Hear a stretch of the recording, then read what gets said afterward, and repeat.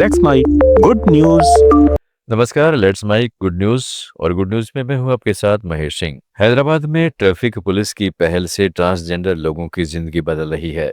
जो लोग कभी सिग्नलों पर भीख मांगते दिखते थे, वही आज ट्रैफिक संभाल रहे हैं।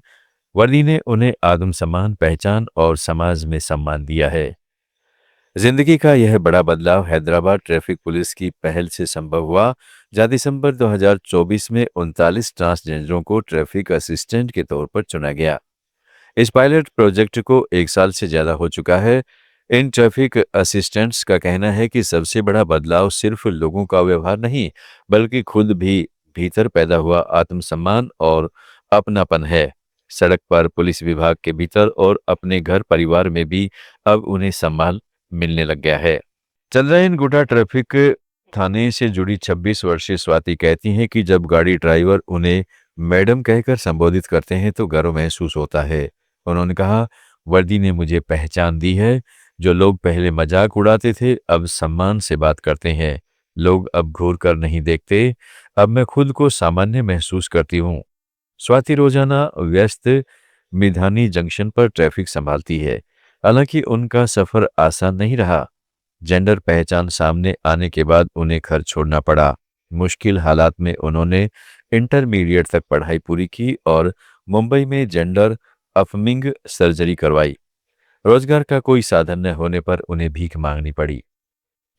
सितंबर 2024 में सरकार की वर्दी अधिसूचना उनके जीवन का टर्निंग पॉइंट बनी।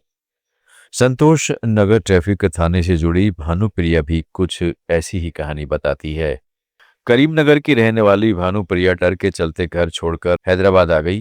कुछ दिन बस स्टैंड पर बिताए, फिर सर्जरी के लिए विजयवाड़ा गई। गुजारे के लिए भीख मांगनी पड़ी। वह कहती है कि पहले हम सिर्फ जी रहे थे, अब हमें अपनाया जा रहा है। बीटेक कर चुकी टी निशा, जो महाकाली ट्रैफिक थाने में तैनात है, कहती है कि वर्दी ने लोगों का नजरिया बदल दिया है। पहले सिग्नल पर लोग बदतमीजी करते थे, अब वही लोग सम्मान देते हैं। यह सम्मान हमारे काम से आता है। इस बदलाव का असर परिवारों पर भी पड़ा है। जिन घरों से कभी रिश्ता टूट गया था, वहां अब दोबारा बातचीत शुरू हुई है। स्वाति कहती है, नौकरी की वजह से घर जाना आसान हुआ है। धीरे धीरे परिवार का भरोसा लौट रहा है। कभी कभी ट्रैफिक सिग्नलों पर उन्हें गाड़ी ड्राइवरों की बदसलूकी का सामना भी करना पड़ता है।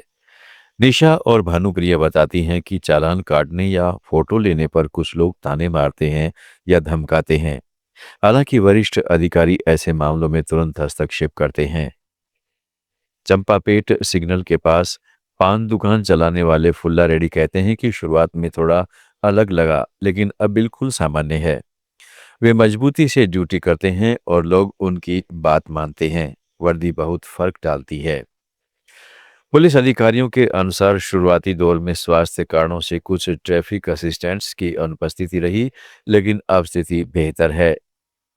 Joint CP D Joel Davies ने कहा है कि विभाग मानवीय दृष्टिकोण अपनाता है, क्योंकि कई कर्मचारी सर्जरी के बाद रिकवरी से गुजर रहे हैं। अनुपस्थिति को अनुशासनहीनता नहीं माना जाता। हालांकि नो वर्क नो पे का नियम लागू है। अब ये नौकरी इनके लिए नई राहें खोल रही है। स्वाति और भानुप्रिया अपने यूनिवर्सिटी से पढ़ाई कर रही हैं और सब इंस्पेक्टर या सरकारी कर्मचारी बनना चाहती हैं। निशा भी पुलिस में जाना चाहती है। ट्रांसजेंडर अधिकार कार्यकर्ताओं का कहना है कि यह पहल स्थायी होनी चाहिए। कार्यकर्ता चंद्रमुखी मोवल्ला के अनुसार अस्थायी रोजगार से स्थायी बदलाव नहीं आएगा। ट्रांसजेंडर लोगों को सभी सरकारी विभागों में प्रतिनिधित्व मिलना चाहिए। रोजमर्रा की भूमिकाओं में उनकी मौजूदगी से ही समाज की सोच बदलेगी। वर्दी ने न सिर्फ इन ट्रांसजेंडर कर्मचारियों की जिंदगी बदली है, बल्कि समाज को भी यह दिखाया है कि सम्मान और स्वीकार्यता काम और जिम्मेदारी से आती है। अधिकारियों के अनुसार 350 और ट्रांसजेंडर लोगों की भर्ती की योजना है। इनमें से 1000 ट्रांसजेंडर को हैदराबाद में ट्रैफिक असिस्टेंट के रूप में तैनात किया जाएगा। भर्ती से जुड़ा प्रस्ताव फिलहाल सरकार की मंजूरी का इंतजार कर रहा है। और गुड न्यूज में अब चलते हैं छत्तीसगढ़ में। न कोई चोरी, न कोई लूट, न किसी से मारपीट। छत्तीसगढ़ के नारायणपुर जिले के घने जंगलों के बीच स्थित सोनपुर थाना देश के सबसे अनोखे थानों में गिना जाता है। यह वह जगह है जहां थाना तो है, लेकिन पुलिस की जरूरत नहीं है। यहाँ का हवालात आज भी खाली है, जिसमें कभी किसी को डालने की जरूरत ही महसूस नहीं हुई। गांव वाले बताते हैं कि उन्होंने कभी घर में लगाने के लिए ताले नहीं खरीदे, क्योंकि यहाँ भरोसा ही सबसे बड़ा सुरक्षा कवच है। नक्सल प्रभावित क्षेत्र होने के बावजूद सोनपुर थाना अपने आप में शांति और आपसी समझ का सुंदर उदाहरण है। 2020 में बने इस थाने के तहत 63 गांव आते हैं, जिनमें करीब 1500 लोग रहते हैं। चोरी, लूट या आपसी झगड़े जैसे मामले यहाँ कभी सामने नहीं आए। लोग छोटे झगड़े भी आपस में बैठकर सुलझा लेते हैं, इसलिए पुलिस तक बात पहुंचने की नौबत ही नहीं आती। सोनपुर थाने में करीब 23 पुलिसकर्मी तैनात हैं, लेकिन आज तक कोई यहाँ शिकायत लेकर नहीं आया। हवालात का दरवाजा पिछले 5 साल में सिर्फ एक बार खुला था, वह भी पंचायत चुनाव के दौरान मतपेटियां रखने के लिए। उसके बाद से हवालात हमेशा खुला रहता है और उस पर कभी ताला नहीं लगाया जाता। हालांकि यह इलाका नक्सल प्रभावित है, इसलिए अब तक यहाँ करीब 36 केस दर्ज हुए हैं, लेकिन ये सभी नक्सली मुठभेड़ों और सुरक्षा अभियानों से जुड़े हैं। आम लोगों से जुड़ा कोई भी अपराध का मामला यहाँ दर्ज नहीं हुआ। गरपा गांव की महिला बताती है कि उनके गांव में कोई घर पर ताला नहीं लगाता है। अगर कोई बीमार पड़ जाए या बाहर जाना पड़े तो पूरा गांव उस घर की जिम्मेदारी लेता है। झगड़ा होने पर पंच बैठकर फैसला करते हैं और सभी उसे मानते हैं। कई लोगों को तो यहाँ तक पता नहीं है कि उनके गांव के लिए कोई अलग से थाना भी है।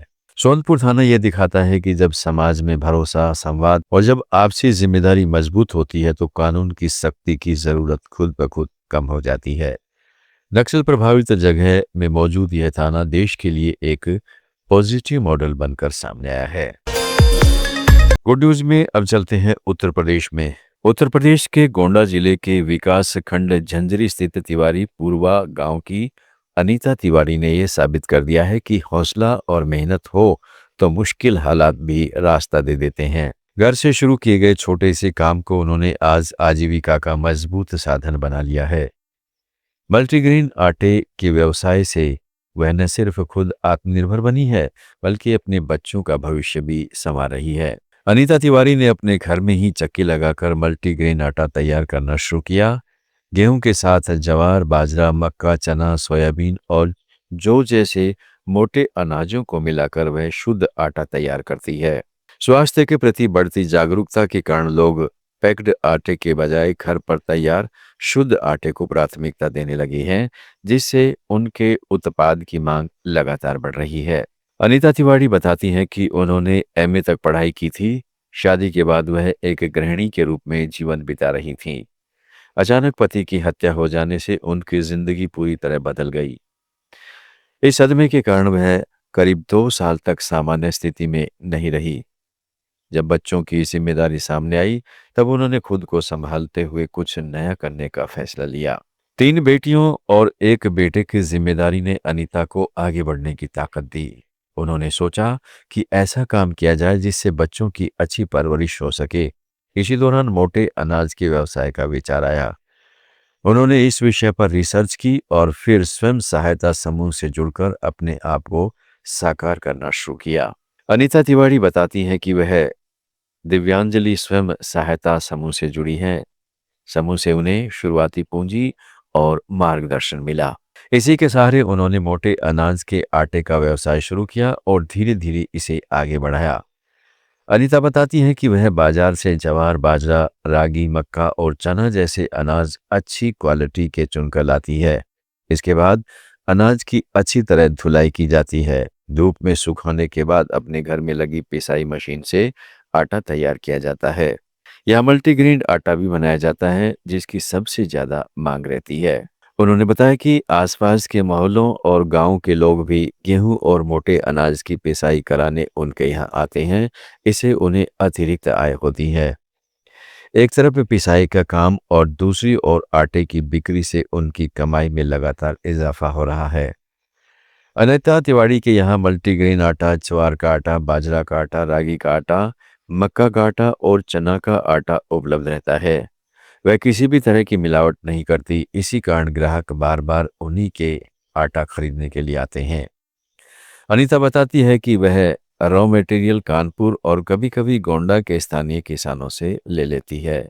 उनके आटे की सप्लाई स्मार्ट बाजार और गोंडा की कुछ निजी दुकानों पर होती है। इसके अलावा लोग सीधे उनके घर से भी आटा खरीदने आते हैं।